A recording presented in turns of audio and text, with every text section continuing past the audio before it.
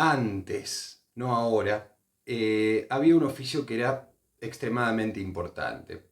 Se le llamaba amanuenses, escribientes, copistas, a aquellas personas que se dedicaban a escribir a mano los documentos, copiar documentos oficiales para distribuirlos en la cantidad que fuese necesario. Por eso tenían que copiar con letra clara, prolija, sin faltas de ortografía, cantidades de textos para distribuirlos, en una era donde la digitalización todavía no formaba parte de la humanidad. Entonces, en los estados, en las instituciones, solía estar muy presente la figura del escribiente, porque todos los textos que tenía que distribuir esa institución recaían al copiado de este escribiente o amanuense. Justamente dos personas que tenían ese oficio, el de escribientes, son los protagonistas de estas dos obras de arte excepcionales en la historia de la humanidad. Por un lado tenemos Bart Levy, los que no sabemos inglés le decimos así, Bart Levy, el escribiente, y por el otro, El Capote. Dos obras pequeñas, dos cuentitos que justamente tienen como protagonista a dos escribientes. Por un lado, Herman Melville escribe a Bart Levy, que en definitiva nos cuenta la historia de una persona que llega a una oficina y es contratada por el jefe de esa oficina para hacer esas tareas de copiado. Le daban una pila de textos y él tenía que pasarlos, transcribirlos o copiarlos sería, a mano. Muy eficiente en su trabajo, su jefe muy contento, hasta que un día a Barleby, personaje entrañable, personaje altamente querible, decide no hacer más las tareas que le son encomendadas, con una frase que creo que nos haría muy bien a muchos utilizarla muy seguido, que es preferiría no hacerlo. Entonces, a casi cualquier pedido que le hace su jefe o incluso sus compañeros de trabajo, Barleby contesta, preferiría no hacerlo. Y entonces, bueno, eso va a desencadenar una serie de situaciones muy incómodas en las que Barleby va a terminar mostrando una personalidad totalmente extraña, fuera de lo mundano, fuera de la cotidianidad, fuera de lo establecido como deber ser. Entonces nos vamos encontrando con este personaje eh, lleno de matices y especialmente de misterio. Misterio nos va, a lo largo que leemos el texto este, nos va generando una curiosidad, un deseo de saber o no saber, o que permanezca en el misterio, pero de dónde vino este personaje, qué le pasa por la cabeza a este ser que se queda horas viendo por una ventana y dice constantemente que no va a hacer las actividades que le son encomendadas, casi con extremo respeto y con total convicción. No lo voy a hacer. Una resistencia pacífica, no violenta.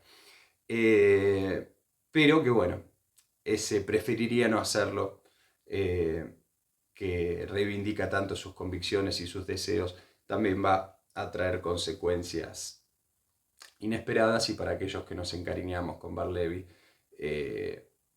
un poquito dolorosas. Pero bueno, la invitación a leerlo, el texto este, a aquellos que no lo hayan hecho todavía, y a releerlo. Una lectura muy, muy sencilla, pocas hojas, unas menos de 100 páginas, 60 páginas.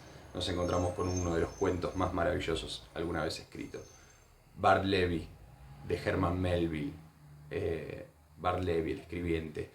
Y por otro lado, trasladándonos a la literatura rusa, nos encontramos con El Capote.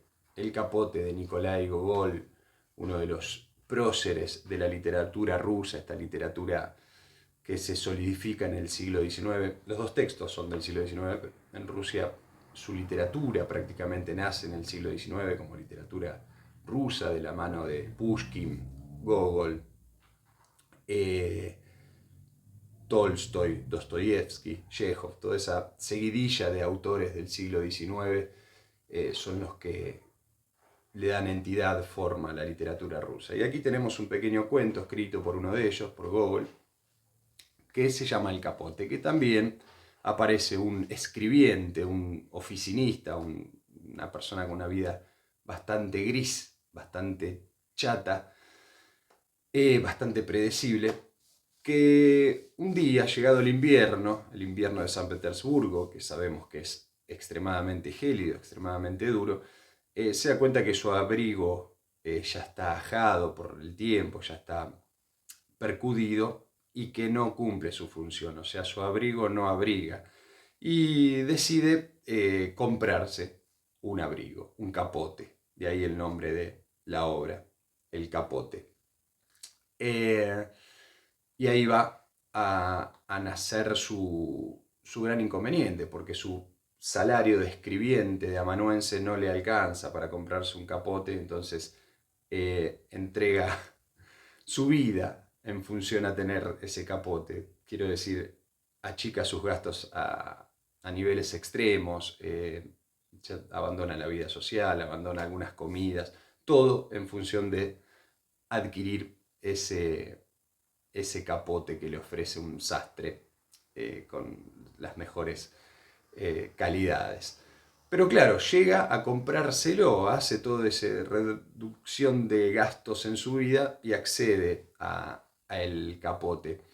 Pero con un problema, que vive en una ciudad de extrema desigualdad, de extrema pobreza en algunos aspectos, y en una de sus salidas sofisticadas ahora con su nuevo capote, le roban el capote, y si su vida estaba dedicada a conseguir y a obtener ese capote, cuando pierde ese capote, se le destruye su razón de ser. Y a partir de ahí, Nikolai Gogol nos regala, en este pequeñísimo cuento también, en cuanto a su extensión, también 50 páginas,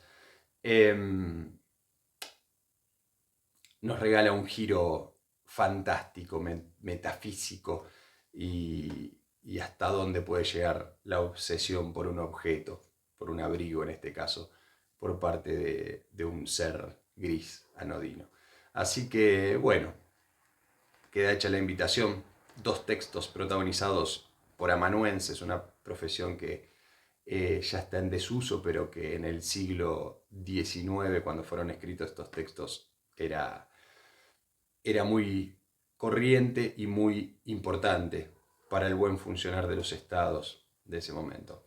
Así que, bueno, léanlos y después lo comentamos en la escuelita. Nos vemos.